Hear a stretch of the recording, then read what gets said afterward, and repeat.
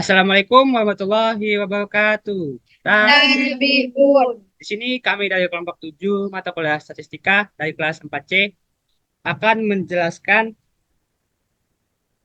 tutorial uji independen t-test menggunakan SPSS.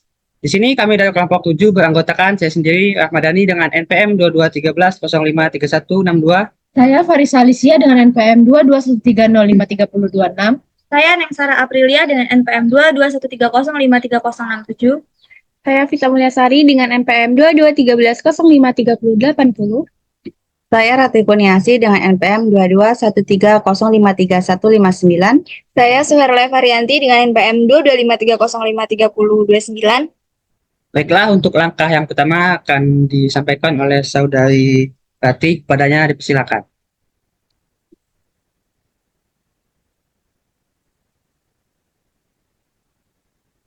Baiklah, dalam video ini kami akan melakukan uji independent sample t-test dengan SPSS. Langkah pertama, kita akan mempelajari terlebih dahulu tentang konsep dasar dalam uji independent sample t-test, di mana uji independent sample t-test digunakan untuk mengetahui apakah terdapat perbedaan antara rata-rata dua sampel yang tidak berpasangan, yaitu uji perbedaan rata-rata yang terdiri dari dua sampel yang tidak berpasangan atau tidak berhubungan. Dan kemudian syarat uji statistik parametrik adalah data tersebut berdistribusi normal dan homogen. Ini merupakan bagian dari statistik parametrik. Oke, kita masuk ke tahap analisis data.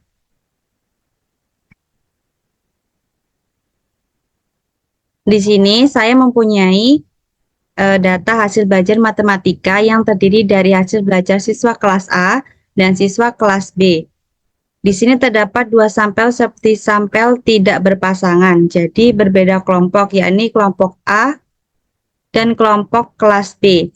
Untuk hasil belajar matematika, langkah-langkah pengolahan datanya, yang pertama kita akan memberikan kode pada hasil belajar untuk masing-masing kelas. Untuk kelas A dengan huruf A dan untuk kelas B dengan huruf B. Kemudian saya beri angka 1 untuk kelas A dan angka 2 untuk kelas B.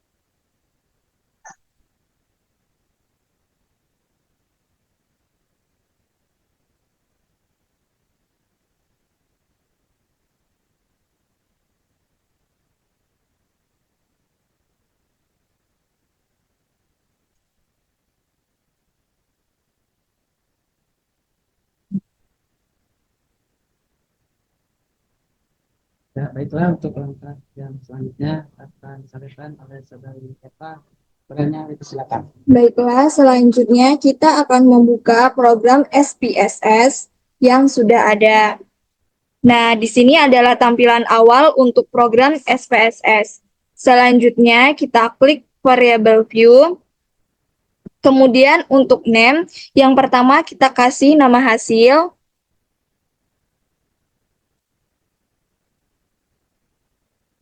Yang kedua, kemudian kita kasih nama kelas.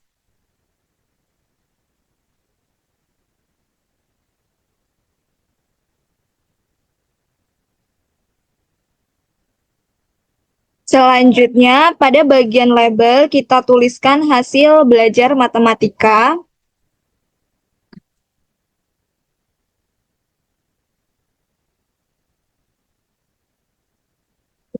Kemudian pada bagian kedua kita kasih nama kelas. Kemudian pada bagian value melalui kolom nomor 2 kita klik. Lalu akan muncul kotak dialog yang dimana pada bagian itu kita tuliskan 1 pada bagian value. Kemudian labelnya kita tuliskan kelas A. Kemudian kita tambahkan Value-nya kita tulis angka 2 dan labelnya kelas B.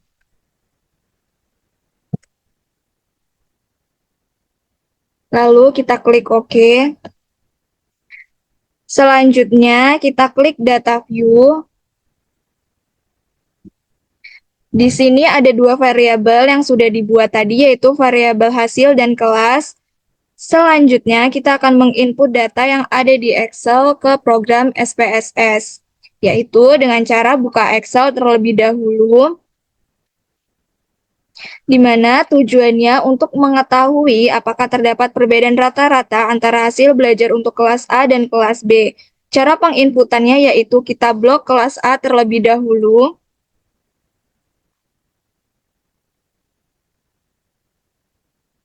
Kemudian kita copy dan kita paste pada bagian hasil di SPSS.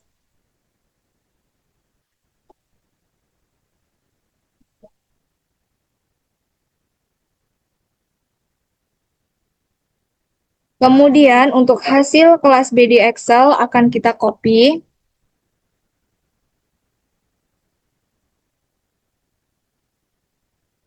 Lalu akan kita paste di bagian bawah kelas A di SPSS.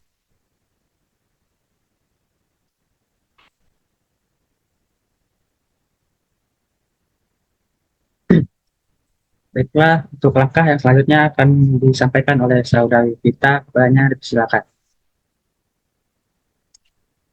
Selanjutnya untuk pengelompokan kelas, kita buka Excel untuk kelas A.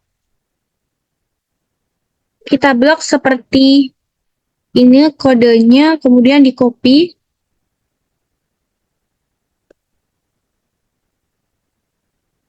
Dan dipaste di SPSS. Begitulah di kelas B di posisi bawah kelas A.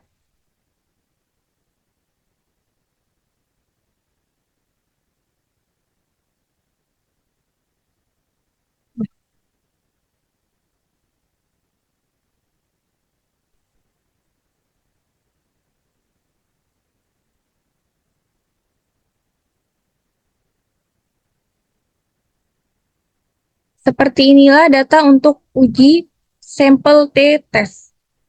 Jika sudah yakin benar, langkah selanjutnya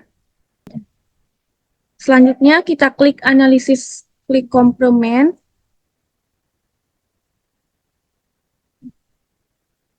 Lalu independent sample to test.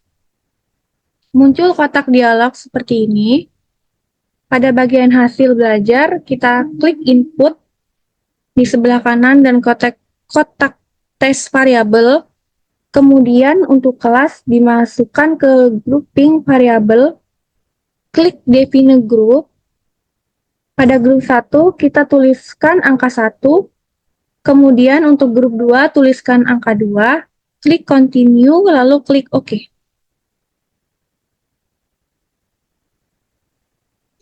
Untuk langkah selanjutnya akan disampaikan oleh saudari Clarissa. Kepadanya silakan. Baik, di sini akan muncul output SPSS untuk sampel T-test yang pertama, grup statistik. Yang kedua, grup independent sample T-test. Dan yang grup pertama menjelaskan tentang statistik deskriptif dari data penelitian yang sudah kita input di SPSS tadi. Di mana ada kelas A, kelas B, lalu jumlah sampelnya sama 22 sampel. Kemudian meannya adalah nilai rata-rata. Untuk kelas A, 68, sekian, lalu kelas B, 85, sekian. Di sini ada standar deviasi dan standar error-nya. Oke, baiklah, untuk langkah yang selanjutnya akan disampaikan oleh saudari Sarah. Kepadanya silakan. Selanjutnya, kita akan mencari tahu apakah terdapat perbedaan rata-rata antara hasil belajar matematika untuk kelas A dan kelas B. Caranya yaitu dengan melihat tabel pada bagian input independent sample T-test. Untuk nilai signifikasi equal variances assume, ini maksudnya adalah hasil dari uji parametrik untuk independent simple t-test, di mana dari hasil ini diperoleh nilai SIK2 0,0001. Sebelum itu kita baca dulu dasar pengembalian keputusan dalam uji t-test independent sample t-test ini. Nah, di sini ada dasar pengambilan keputusan. Yang pertama yaitu jika nilai SIK2 kurang dari 0,05, maka terdapat perbedaan yang signifikan antara hasil belajar pada kelas A dan kelas B. Yang kedua yaitu jika nilai SIK2 lebih dari 0,05, maka tidak terdapat perbedaan yang signifikan antara hasil belajar pada kelas A dan kelas B. Sehingga nilai SIK2 toilet lebih kecil dari 0,05, maka terdapat perbedaan yang signifikan antara hasil belajar pada kelas A dan kelas B. Kemudian untuk nilai SIK2 toilet lebih besar dari 0,05, maka tidak terdapat perbedaan yang signifikan antara hasil belajar pada kelas A dan kelas B. Dari hasil pengelolaan data dengan SPSS, diketahui nilai SIK2 adalah sebesar 0,001. Artinya lebih kecil dari 0,05, sehingga kesimpulannya adalah terdapat perbedaan karena nilai signifikan lebih kecil dari 0,05. Ya, baiklah, begitu saja tutorial dan langkah-langkah uji independen t-test menggunakan SPSS dari kelompok 7.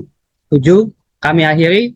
Wassalamualaikum warahmatullahi wabarakatuh.